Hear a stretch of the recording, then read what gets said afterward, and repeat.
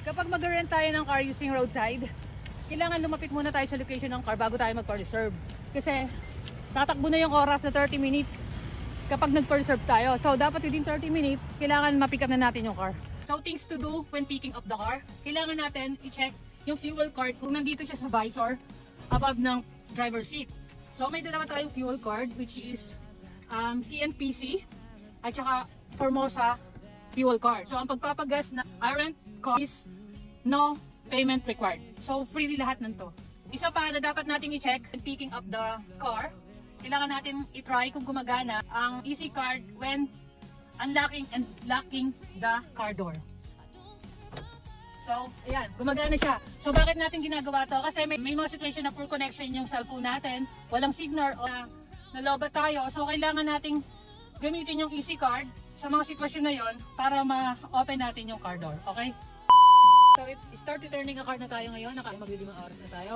So, ano yung mga dapat gawin kapag magsasoli ka ng sasakyan? So, una, dapat i-check mo yung fuel card. Dapat nandito yung fuel card. And then, dapat naka-park yung gear, naka-handbrake, off lahat ng lights, then naka-turn off yung engine.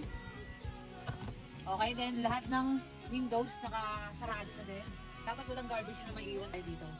I-start returning a car, pindutin lang natin to, itong kamay. Ito yung reminder na, yun nga, na dapat lahat ng windows nakasara, naka-off yung engine, tsaka yung sensor or susi, dapat nandito sa i-button holder. So, okay na, nandyan na. Then, pag okay na, okay mo lang to. Lahat ng personal belongings nyo, dapat ilabas nyo na lahat. And then, picturean na natin yung kotse. Side by side, back and front. Okay? Gayahin lang natin yung image dito. Then, picturean na natin.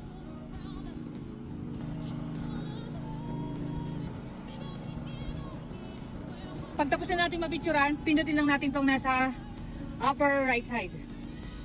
Ito, kailangan nating ilagay yung address. Tapos ito, meron din natin kung saan siya nakapark. So, ito pipicturean natin yung number dito. Kapag walang ganito, di basta picturean nyo na lang.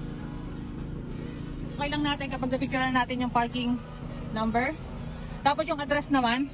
Ang kukunin natin yung address na stoplight. Okay. Napicturean ko na yung address. I-copy paste lang natin to. Para mas madali. Copy text. Tapos balik tayo sa iRent. I-paste lang natin to dito, yung address na kinapin natin. Okay na natin. Then, okay na. Kapag may coupon ka, isa lang yung pwede mong gamitin. Discount yan. Then, okay lang natin.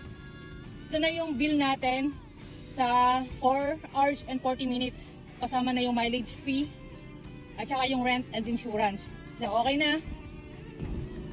Kapag may nakita kang ganyan, ibig sabihin, success na yung pagbabalik mo ng sasakyan.